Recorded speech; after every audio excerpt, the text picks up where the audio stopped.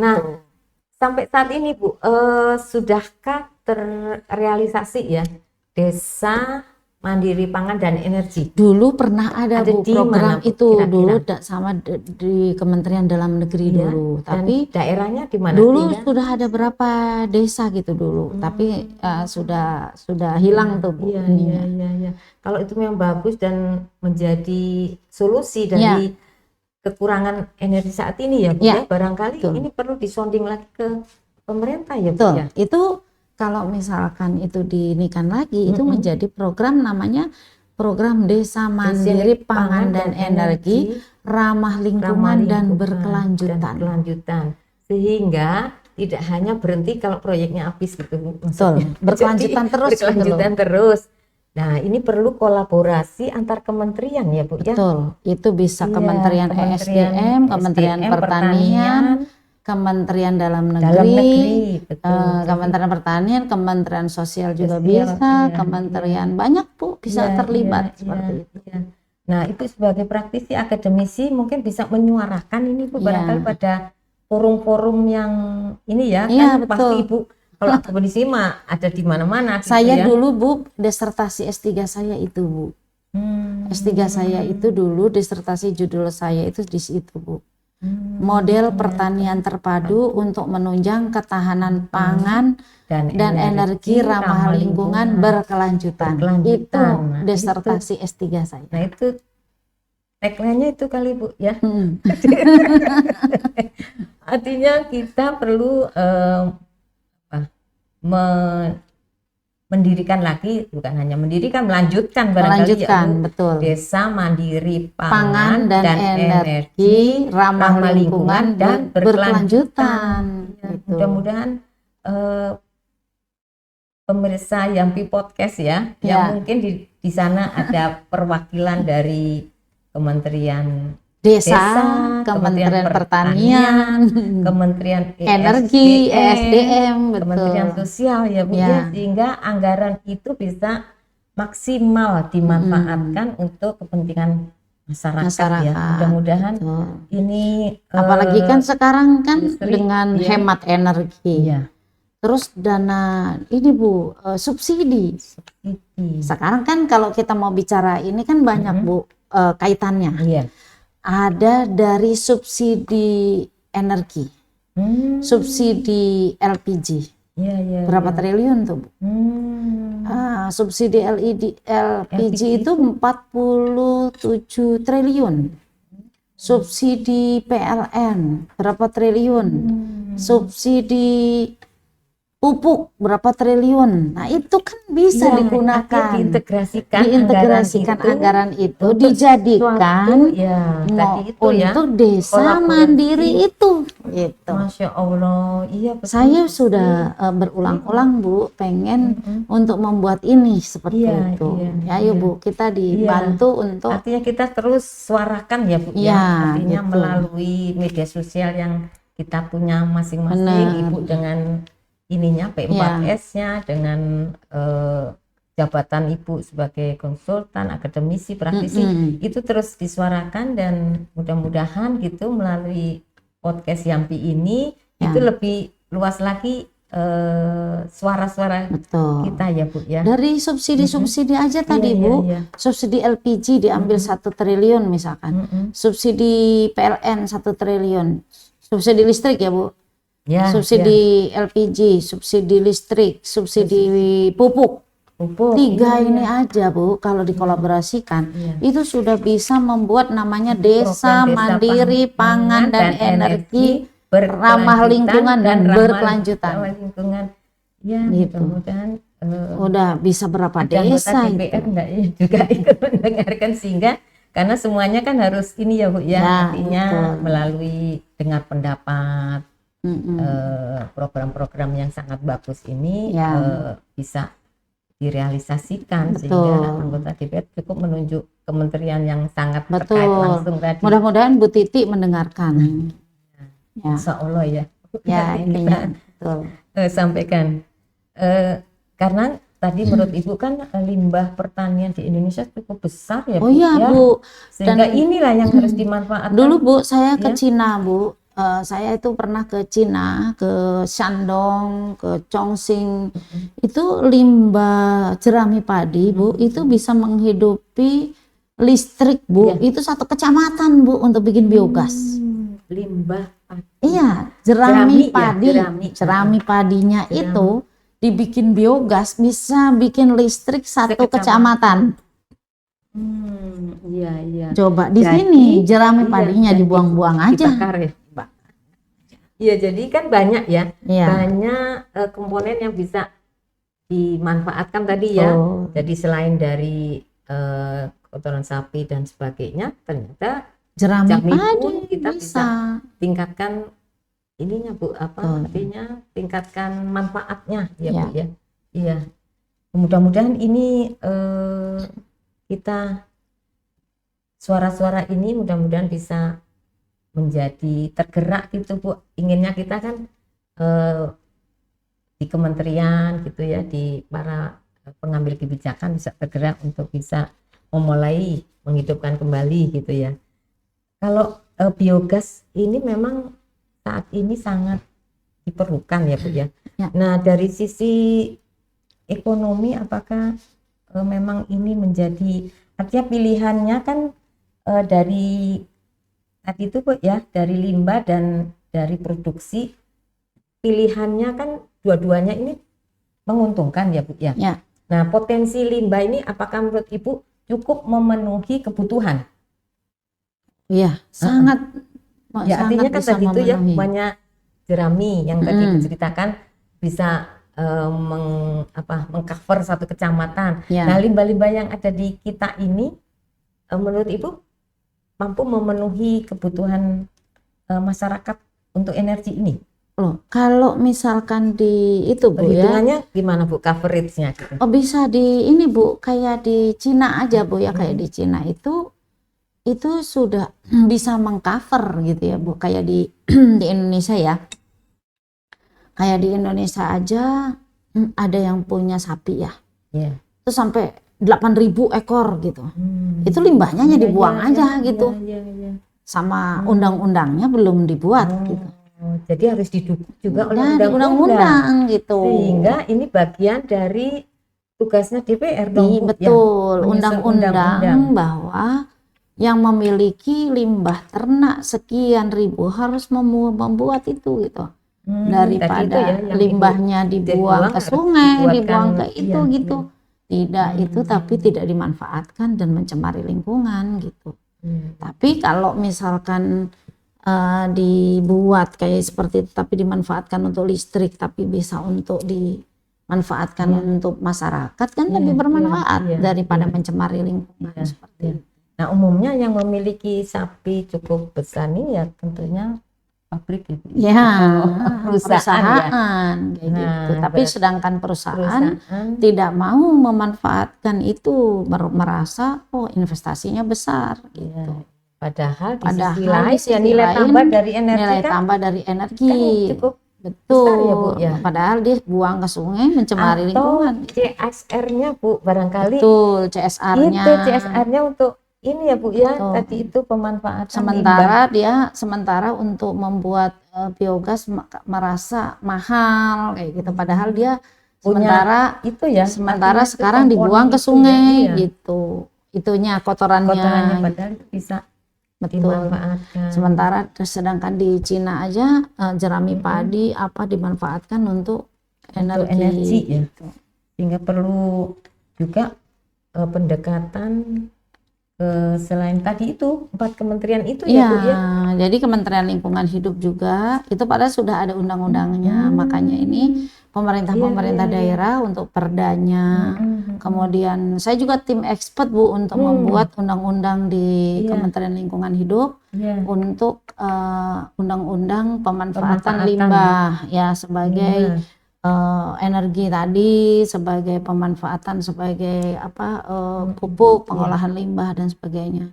Cuman kan sebagai ke daerah ya, ke pemerintah daerah itu, ke daerahnya itu itu seperti apa ke daerahnya gitu.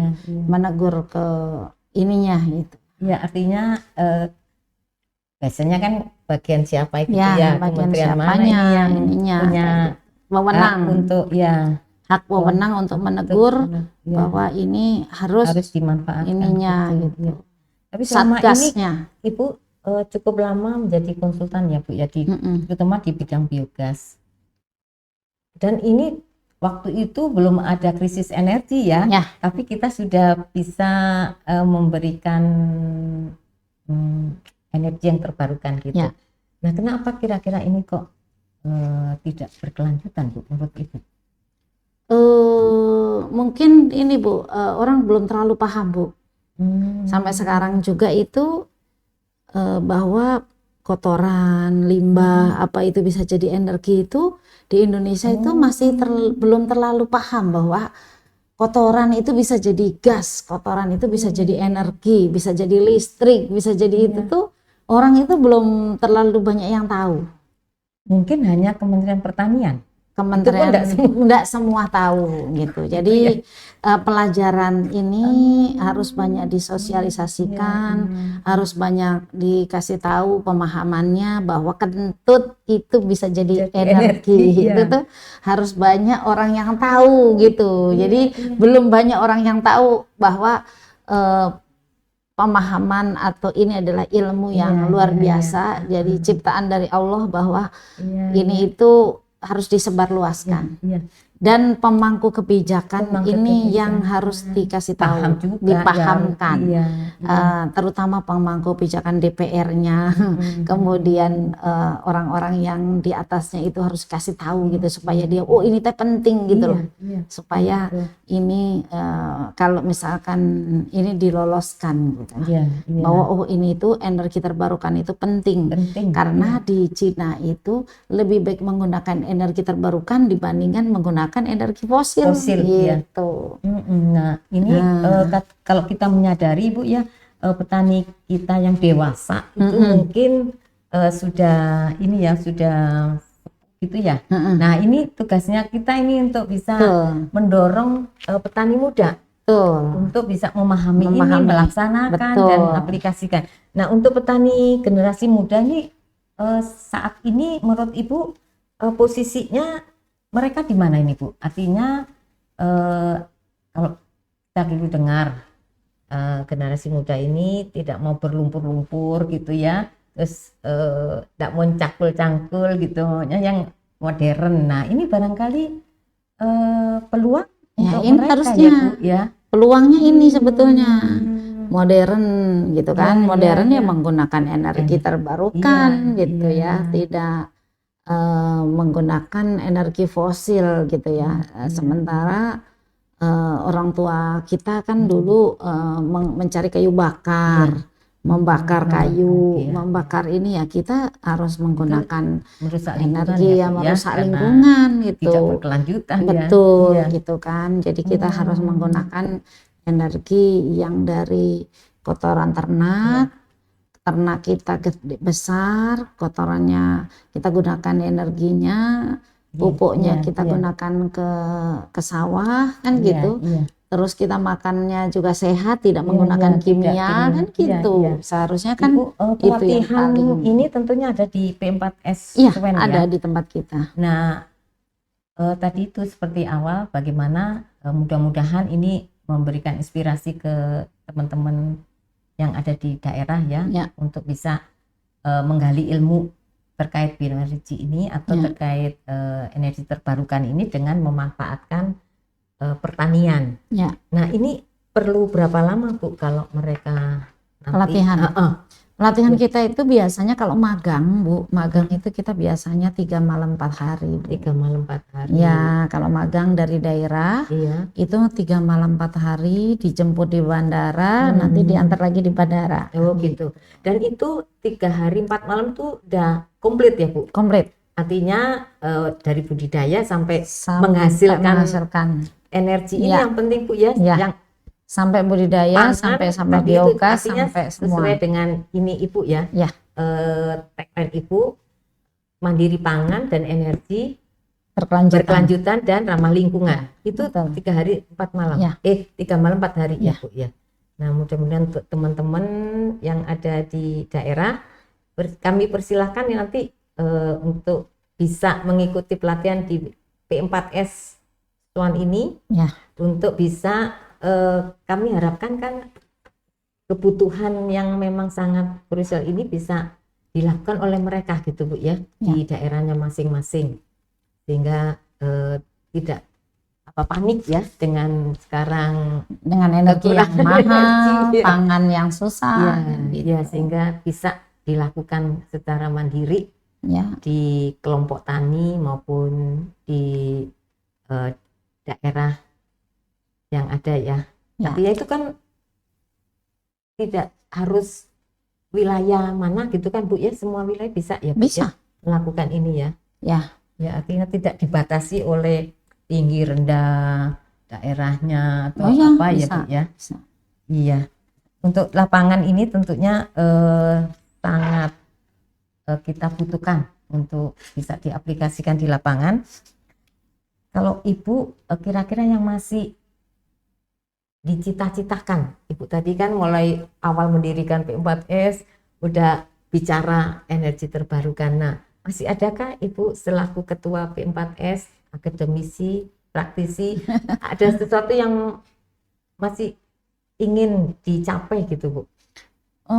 Pengen dicapainya tadi yang supaya bisa desa mandiri pangan dan energi berkelanjutan itu di Indonesia itu pengen di keseluruhnya wilayah itu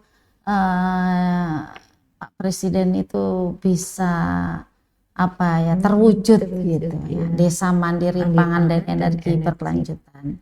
Dan ya itu tuh karena saya sudah meneliti ini ya di waktu saya disertasi waktu S3 itu, karena saya waktu itu sudah meneliti ini gitu ya, dan ini tuh ya pengen terwujud gitu ya. Terwujud. Baru berapa persen Ibu terwujudnya nih? Dari waktu itu ya, waktu itu sudah ini kan, cuman kan harusnya diimplementasikan gitu ya, karena desa mandiri pangan dan energi berkelanjutan itu ya harusnya diwujudkan gitu. Setiap rumah itu punya sapi di belakang, punya biogas di rumahnya di belakangnya, punya kelompok ayam, ya Bu ya, kalau nggak punya sendiri kelompok punya rumah punya masaknya sudah pakai itu di rumahnya, dia nggak usah beli lagi LPG gitu kan. Transportasi kan bisa dipakai, bisa apalagi sekarang sudah ada mobil listrik, motor listrik kan gitu ya. Jadi tidak udah usah lagi itu, jadi punya sekarang itu kan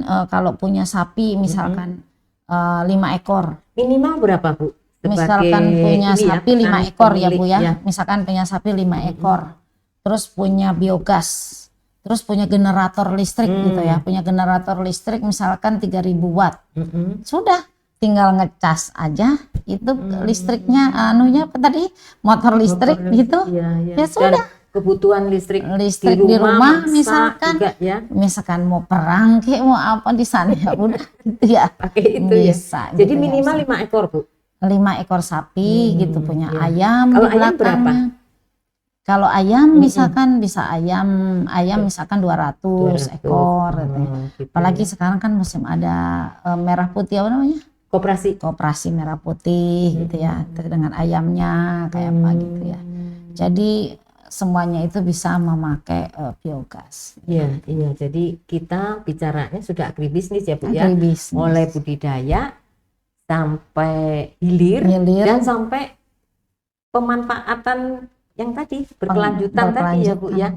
Mudah-mudahan ini bisa menjadi, saya juga pengen Bu ini terrealisasi ya, diwujudkan bahwa Indonesia ini mandiri pangan dan energi berkelanjutan dan ramah lingkungan. Nah, sebelum kita mengakhiri bincang-bincang, ada statement Ibu ya, kira-kira apa yang ingin disampaikan? Ya, saya pengen menyampaikan bahwa Indonesia itu luas ya Bu, dan Indonesia itu sangat Indonesia itu sangat ramah ya, dan pertanian itu juga sangat luas ya, potensi. Dan marilah kita wujudkan desa mandiri pangan dan energi ramah lingkungan dan berkelanjutan. Kita wujudkan untuk memanfaatkan desa mandiri ini gitu ya. Mungkin untuk terakhir untuk memenuhi kebutuhan pangan dan energi untuk memenuhi kebutuhan pangan dan energi berkelanjutan gitu. Terus yang terakhir saya akan pantun nih Bu.